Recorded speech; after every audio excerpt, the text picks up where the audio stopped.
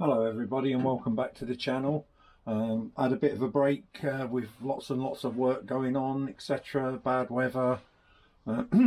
It's been put on a back burner for quite a while now, but I just wanted to go through and catch up. So basically I've put the 22mm carb on loosely, it's not on properly. I just wanted to show you the things that you get when you go from a standard Lambretta to a bigger cylinder. This is a 150 cowl, and let me undo that with a screwdriver.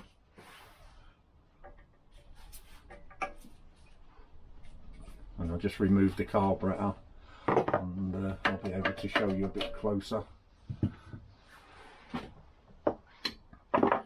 What you've got is, because this is a bigger inlet, that just slightly, see it touch in there, so what you have to do is move it away. If I show you on one, a GP one, I've got stainless steel. I'll just stick that somewhere safe. And I won't worry about the washer that dropped at the moment, but the stainless steel one fits like a glove. Look at the gap around, because obviously that's to fit on a 200 anyway. Let me just log away and get the, in fact let's just get the washer wherever it's dropped. Or it dropped there, but yeah, whatever. It's dropped down there somewhere, don't worry about it. Just put the bolt in.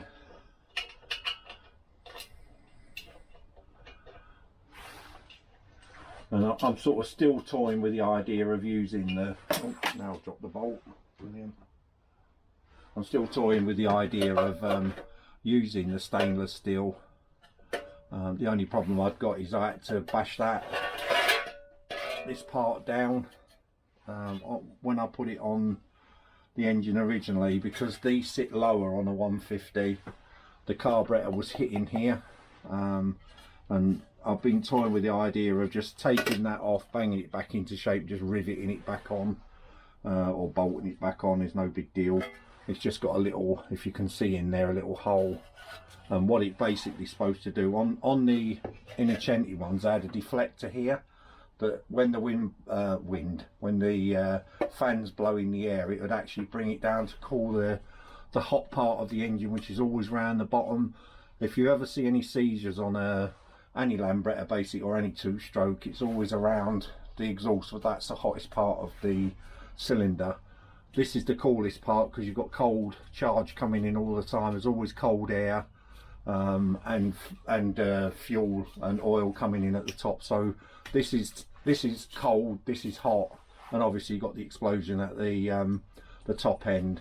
So this is hot as well, but it's dispersed, and the air then blows out of these holes over the exhaust. So the exhaust in a Innocenti, one where it's got the deflector in here, is cooling around here and blowing out, so it goes across and out.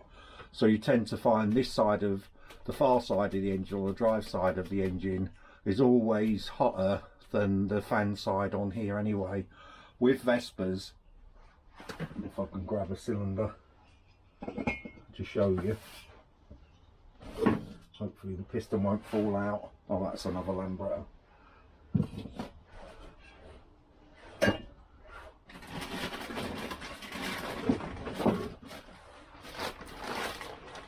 With the Vespa,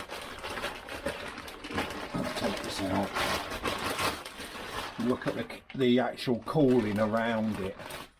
So the cooling on a Vespa, if I shift that out of the way, that's the hottest part of it. And if you look there, that's the bottom of the piston in there, and it's it's about that deep away. Bottom of the piston is that far away, so you've got another good 2 inches or so, 50mm extra of cooling on the bottom of the Vespa engine.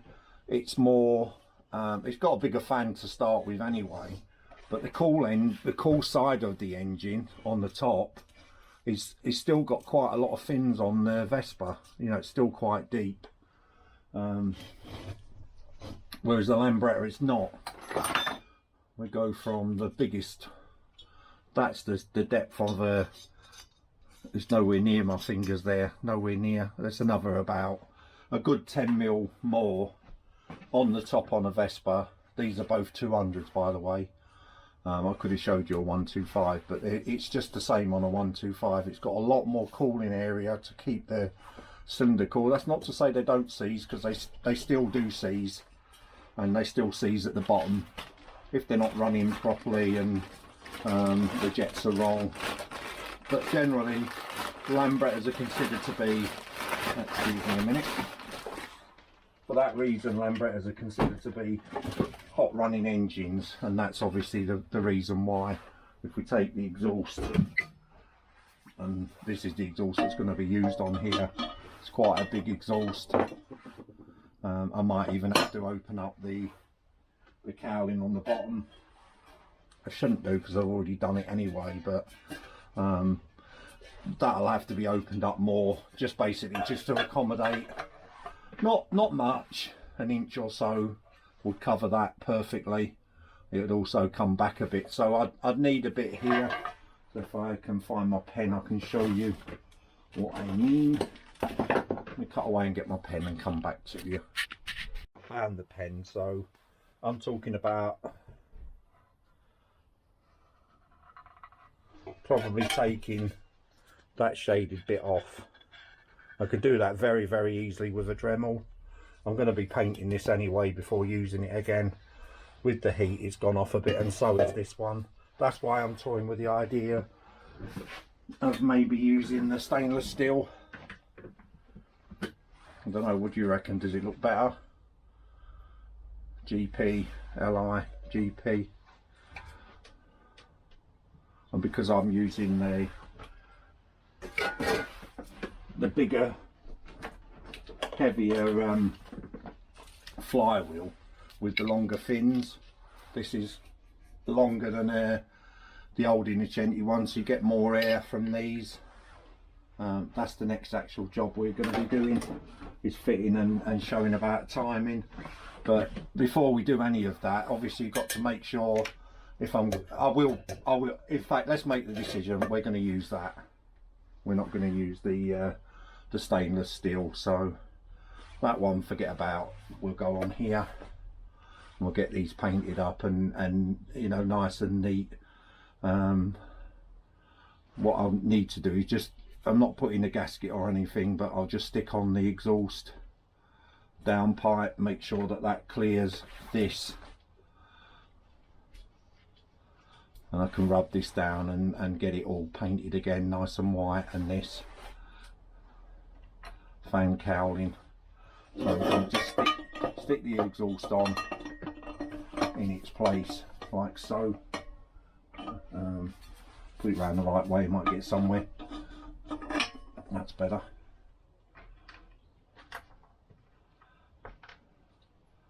And we'll stick it on the end first. We don't have to do this, you know, tight or anything. It's just to make sure we've got enough room. It should just sit there for a minute on its bolts, on its nuts, and put one on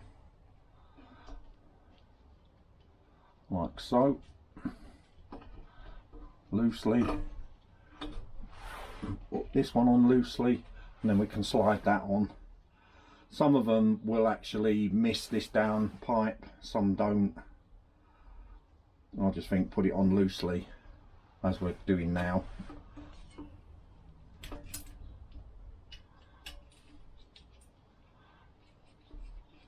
And then we know it's going to fit on. So slide that on.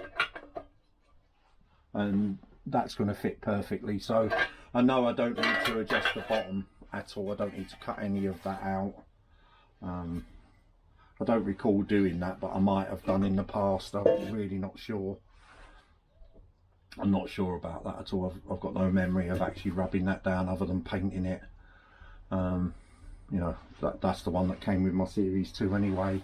This wasn't the one that came with the Series 2. This is a repo one for the Indian GP, which is obviously, it's deeper that way.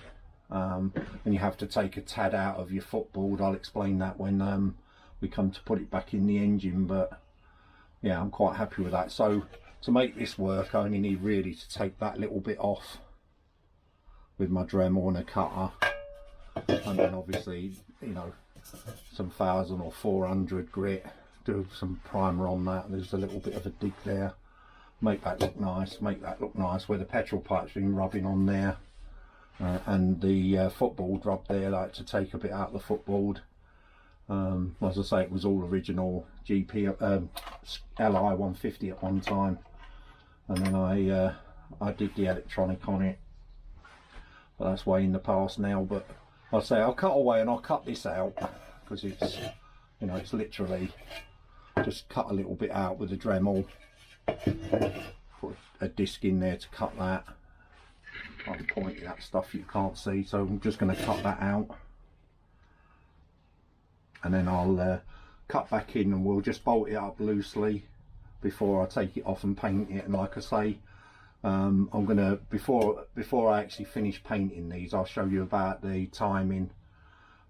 This should have the same timing because it's still got the same stroke crank that the crank came out of the Series 2. So all of this, apart from the cylinder, the crank's the same, the flywheel should be the same. So I'll explain about timing. It's dead easy, it's not hard to time your scooter.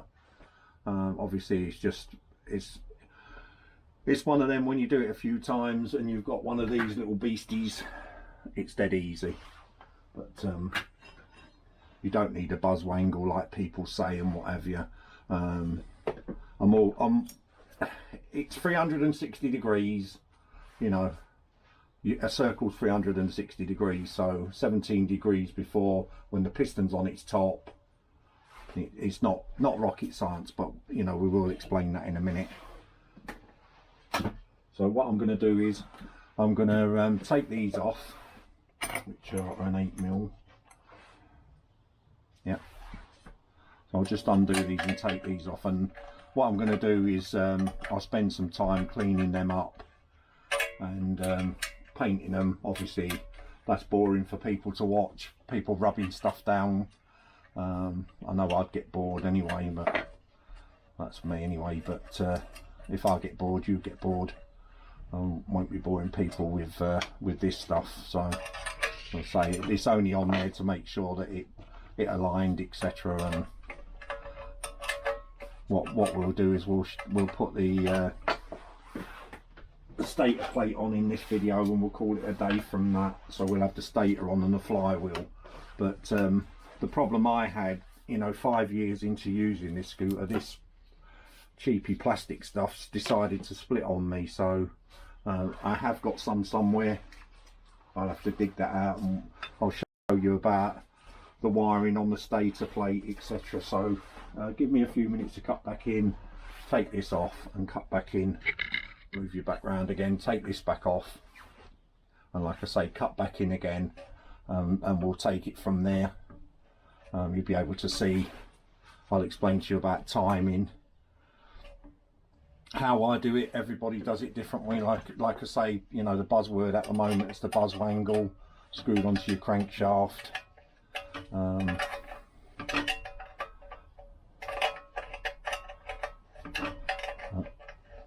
Like I say, it's not rocket science. So give me a few minutes to just take this stuff off and I'll cut back in. Right, what I ended up doing was just taking a little bit out at a bit of a time. Rather than use the Dremel, I've used a power file, one of these little devices, and just literally taking a bit down, try it again. And as you can see, that now fits very, very snugly. I took the exhaust off simply because it's in the way when you keep putting it on and off. Not for no other reason, basically. But you know, that's on now. Like I say, I'll get all this cleaned off and painted again. It'll nice and white when we come to put it on. I'm not sure yet whether I'm going to make a little bit up here, because you know, it can leak out here, the air, top and bottom. It's one of them things. It never really bothered me before. That's how they are, and you know, the majority of the air is going in there anyway, so and across your cylinder. But the stainless one is exactly the same.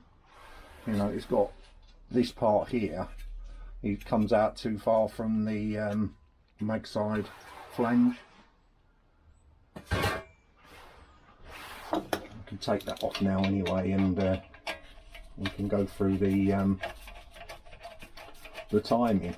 Basically, it's not a big deal doing that, so I just want to not lose these, and definitely not lose the screws and what have you.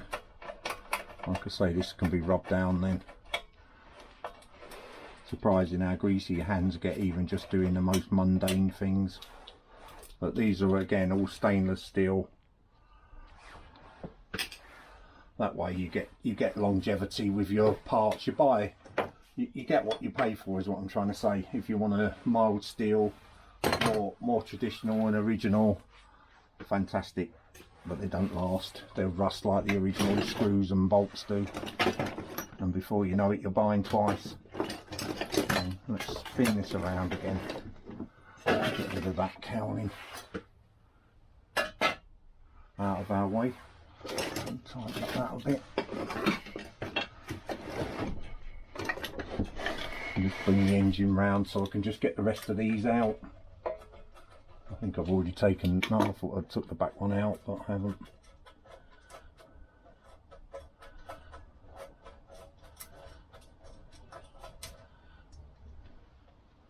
We'll lose the washer. And dish for safekeeping. With any restoration, you know, like the little curry pots you get from the takeaway Chinese, if you keep hold of them, you can put all these nuts and bolts in, put some tape over the top, and you don't lose anything then.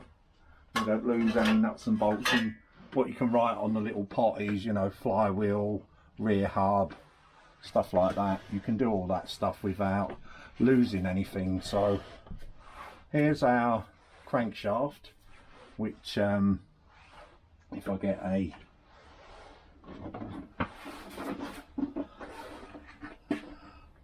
socket out here, we can spin that over.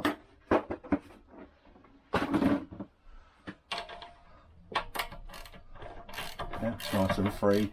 You can see the back wheels turning. It's not locked or anything. I can hold that. It's not in gear. The gears move nice and freely. But because I've been spinning this over, that will be dead tight on there. I'm going to be rewiring this, only not rewiring it, but recovering the outside covering this plastic. But it won't stop us doing what we're going to be doing now. I can always take it off anyway. What I'm trying to explain, what I've did with the stator plate basically is float the earth, which gives you full wave AC, and then you have a full wave rectifier that takes it to DC. And the advantage of doing that, you're not touching anything to do with the ignition coils. All you're doing is doing the lighting coils. So this is the last ignition coil, and you've got your trigger. And if you look on the trigger itself, let's get the pen, you have got a line. Sometimes that's painted in white. That's your firing point. So if you notice, it's just before the two sensors are. I'm just trying to think what they actually are, because all they are is coils, basically, two coils when they align. And I'll show you that on the stator plate. Inside the flywheel here, you see you've got two little cutouts inside there. So when these two align, in the middle of them is the firing point for that. But because it, you know, we have time, a reaction time basically to where that trigger point is, we've got a slight delay. So if you think it's going to be requested to fire there, but it's not actually going to fire until that midpoint, when them two magnets here create a field, these two create a field that lines up with them two on there. So there's always a delaying anything electrical. You flick a switch on, the light, although it appears to come straight on, doesn't. It takes milliseconds to come on. And obviously our engine is rotating before the firing point. So what I've done is I've marked up different points. What I suggest you do, if you stick the stator plate in and then just copy that across. See, I've got the mark there, and 17 degrees is there. I always do 17, 18 degrees, a combination of them, but I did mark the stator plate to the bolt centres where I timed it. So middle of every one of them bolts, that'll be timed up at 18 degrees in this case. So what I'm trying to explain is, if I let that sit for a second, so if, say for instance, that's my firing point, so if you go straight out in a straight line from there where the firing point is on here, that's where the fire, it asked, actually the system asked for it to fire, but the actual firing point is somewhere there. But on the flywheel, the way we do it is there's an arrow which is there, which I painted black, and that arrow corresponds to that mark there. So when you put a strobe light on it, because it just the light's just lighting every single time when the firing point is, if we were out, say for instance this is top dead center, so our piston's far up as it will go, this is before top dead center and this is after top dead center. So when you're putting a strobe on it, if it's firing and it's lighting here, I know I'm exaggerating it by the way, it might just be slightly to there, or it might even be slightly over here actually. So if we want 18 degrees and it's 15 degrees, could be there, and that corresponds to, let's put it to top dead center. So if you look where my mark is, it's 2 notches in from here. Let's go to the top. There's my mark for top actually. So if you look there, it's just 2 before the 20, which is 18 degrees before. If then it starts moving this way, then it'll be less. So you've got 10 degrees, 1 degree, 2 degrees, whatever, right the way around before top dead center. If it's miles out, then that'll be after top dead center. Does that make sense? Because if the flywheel turns like this, so that will be the furthest point that the piston's back in the cylinder and in the crankcases. That's bottom. So the crankshaft moves around again, causes compression, and top there, our firing point should be bang on, and that would, this line here is this line on here. So the arrow there, so if I stick that on there and I rotate that around, so as the flywheel's turning around and turning around, I've gone past it now, so that would be top dead center, and then you're going round and round and round, round and round and round, and bottom dead center, coming back up, compressing again, and that's my firing point, which is that's bang on 18 degrees where that is now. So my strobe light should light indicating my notch and my arrow are in line. If it's before that, then it's less, so it's closer to top dead center. The further away so it's after top dead center, before top dead center, if that makes sense. I'm trying to sort of put this in real layman's terms.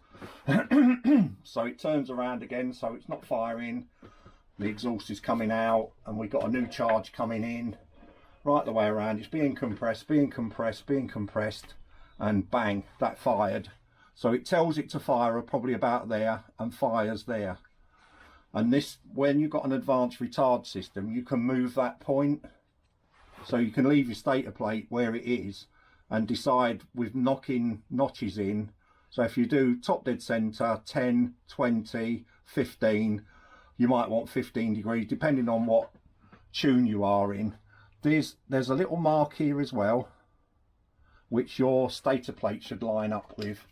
Them two notches there correspond to that line there. So if you can see where I've put a little notch in there, I'll turn it around a bit more. God, it's getting heavy, this engine. So here are two little cutouts right in between where I've put that mark there. That's where your firing point is to the middle of these.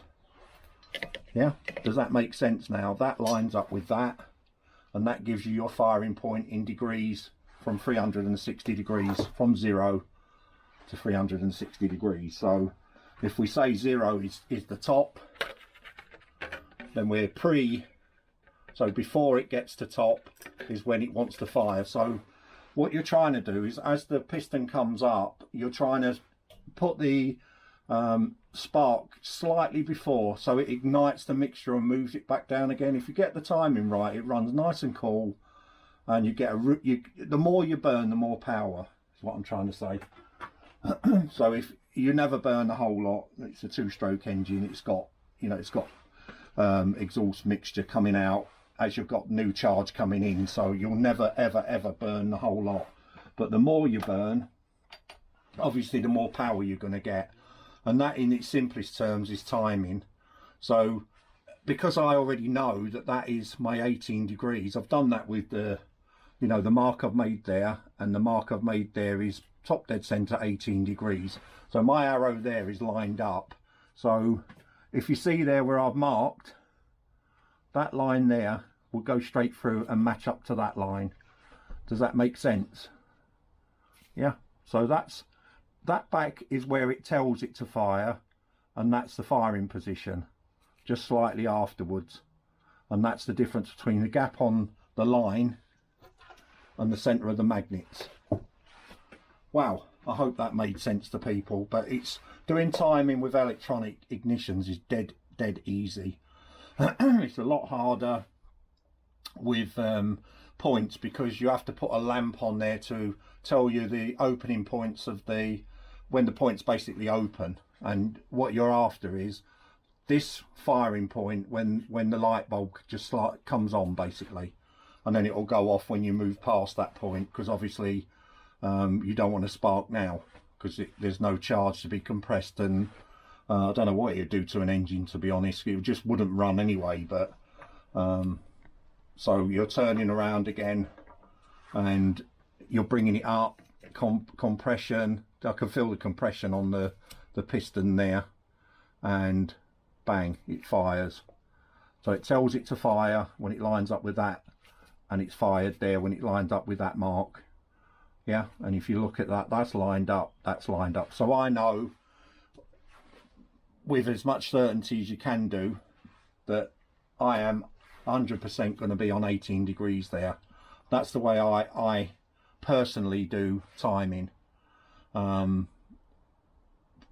a GS 150 would be a lot further around, because it's got points. You're talking 23 degrees is around probably about where my finger is. So you can see the difference when you've got points and when you've got electronic, because electronic is so much more precise than a point system. There's a lot of, you know, to and froing with a point system, and you can only, like I say, do it properly with a light bulb coming out and showing you when the point's open. The coil then sends a spark, the condenser that would have been there on an older system, that would have been condenser, and we'd have points here, and we'd have a cam on the crankshaft basically opening the points and closing them, and it's where it opens is the firing point on the points, and then they open up and you do the gap on that when it's open. Again, it's fiddly, it's more fiddly because you're playing around in a little gap like that, whereas the electronic kits, this is an Indian electronic kit with the bigger deeper fan blades. I'll get my head in gear in a minute. And so you can see that, you know, if that's taken down what, 20 mil or so, you're going to get more air with this than you are with the small bladed ones. And I think the engine, because it's got a bit more inertia weight here, it turns out it just ticks over a lot nicer as well. AF used to do a Ducati first electronic light flywheels, and I do believe they're off of the Vega type engine, the J range, and they are a sod to get tick over. You have to have like a more or less faster tick over. This is the one that shorts out the ignition when you close your ignition off, and what people tell you to disconnect is the green away from the CDI unit from this, because the CDI unit goes up to the ignition switch, and that's the one you short to kill basically the ignition. The other two are just timing points and voltage, so you've got earth and timing points. So, but that one you've got the voltage on it as well. So if you look on it, the red one is the trigger.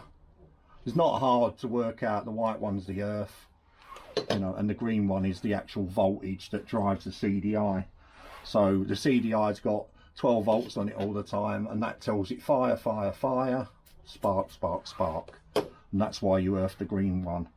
I'm just trying to think of anything else where I can think of. You get a cap over that so it keeps out the dust. What I'm going to do is I'm going to have a quick look, see if I can find it. It's been on top up there for years, so I don't know if I've tidied it away.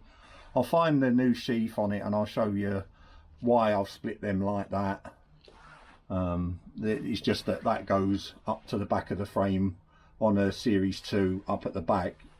You've got like 2 bars that come around, and on the Series 3 it's just got one straight bar that goes underneath the loop, basically. If you know what the loop is, what you sit on the Series 1 and 2, you've got from the back of the frame you've got 2 strengthening bars that bend out and come out, and the electronics all loaded up there, so that part goes that. Then I've also got the electronics driving the SIP Speedo as well, so it's far from being a standard one. And I'm going to go and overhaul the hydraulic next and make that a lot better, because obviously this is going to be a lot quicker than the standard 150.